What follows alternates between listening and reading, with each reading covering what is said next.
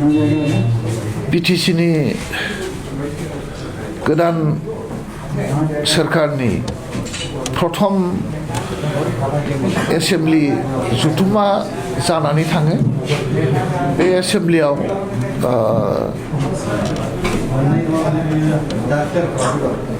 साननैनि हाबाफारि लानानै जागोन। दिनै सानसे जाबाय आरो 3 थारिखआव जाबावगोन। मथथे गासै 14टा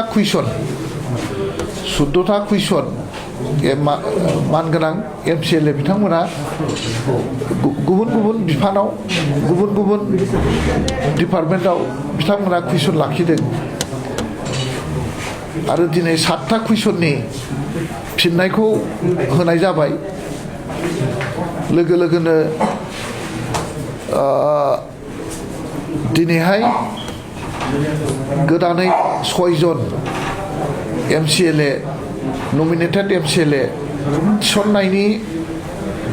MCLA हिसाबै बिथांमोनखौ दिनै एसेम्बलिनि स्पिकारा समायखिरा लाहोबाय आरो दिनैहाय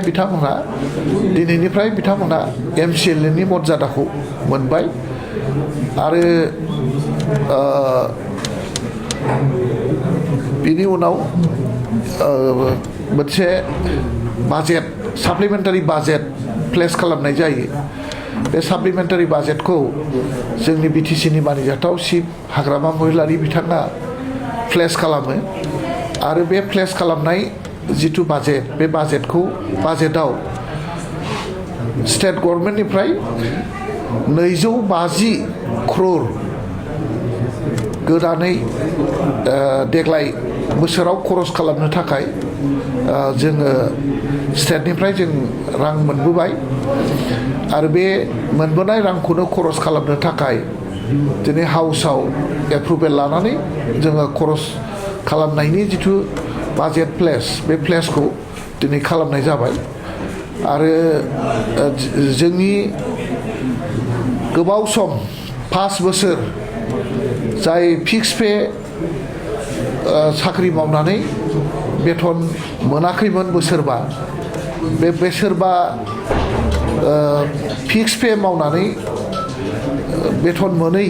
बिथांमोननो बेथन होनो थाखाय दिनै जोंनि रेभिनिउ अन सर्स जोंनि BTCनि रेभिनिउ बुथुमनानै मोननाय रांखौ बिथांमोननो दरमाहायाव खरस खालामनो थाखाय दिनै बाजेटआव प्लेस खालामनाय जाबाय आरो बिथांमोना 30 दान थारमाने आराय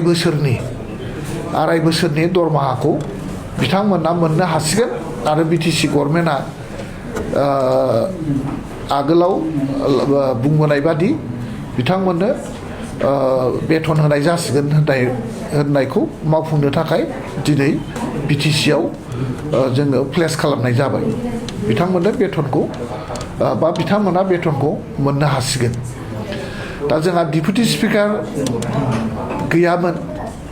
दा डिपुटि स्पिकारखौबो जोङो BJPनि सासे MCLA बिजितगोरा नार्जारि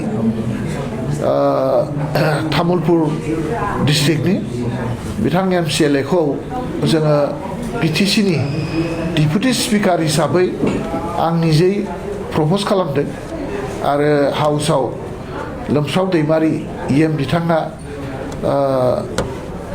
सापर्ट खालामनानै सेकन्ड खालामनानै बिथांखौ दिनैनिफ्राय डिपुटि स्पिकार हिसाबै आनअप'ज्ड आनकन्टेस्ट माने डिपुटि स्पिकार हिसाबै जोङो बासिनानै लानो हाबाय। दा बेखिनि आरो दिनैनि एसेम्बलियाव मथथे 7टा कुइसननि सोंनाय फिननाय जादोंमोन आरो बे सोंनाय फिननायाव मोजाङैनो जोङो गाव गावनि सोंनांगौ मोनथिनांगौखौ जोङो मोनथिलायनानै लानो हाबाय। खुब मोजां एटमस्फियारनि गेजेरजों दिनैनि हाउसआ बारग'लांबाय। जोबथारनायाव जोंनि स्पिकार बिथाङा दाख्लै जिथु जोंनि पबित्र जोंनि आयेननि जिथु माने आयेन आफादनि जिथु एसेम्बलि बे एसेम्बलियाव माखासे आन्दलनकारि बिथांमोना जेरखम गाग्लोबदों बे गाग्लोबनायखौ निन्दा होनायनि मोनसे प्रस्ताब फैयो आरो बे हाबाफारिया गणतन्त्र माने पार्लियामेन्टारि डेम'क्रेसिनि सायाव आक्रमण जादों आरो बे आक्रमणखौ जोङो निन्दा होयो आरो बे निन्दा होनाय जिथु माने प्रस्ताब बे प्रस्ताबखौ स्पिकार बिथाङा मेडियानि जरिये फोसावगोन आरो बिथांनि जिथुनाखि प्रप'जाल मोनफ्रोमबो दोलोआ हयथ' अफस खालामालासै जों बयबो बे प्रस्ताबखौ जोङो एखे राहै बा नुजाफैनाय साफ्रोमबो MCLA बिथांमोना बे प्रस्ताबखौ आनएनिमास आनअप'स्ड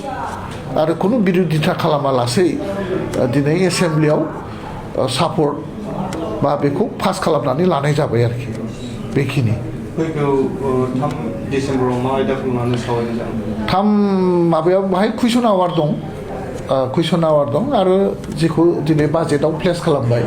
बिनि सायाव डिसकासन थागोन आरो बेखौ एप्रुभ खालामनाय जागोन आरोखि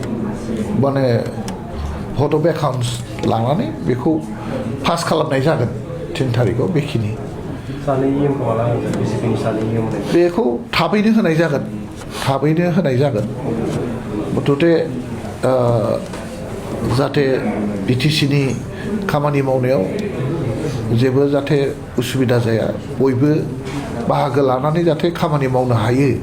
बेनिखौ नोजोर बोनानै थाबैनो सानै आरो EM होबावनायनि जिथु बाथ्रा बे बाथ्राखौ थाबैनो मावफुंनाय जागोन सयजन जिथु नमिनेटेड जाबाय बेयाव कामरुप मेट्र'नि सासे बे जाहैबाय जोंनि BTCनिनो मानसि बेनि माने एड्रेस दा प्रेजेन्ट जिथु माने गाव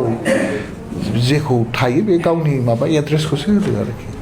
बे मानसिया जे कामरुप मेट्र'नि मानसि बे नङा जायखिजाया बेखौ BTCनिनो मानसि जाहैबाय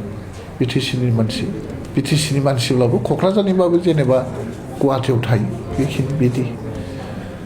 धन्यबाद दे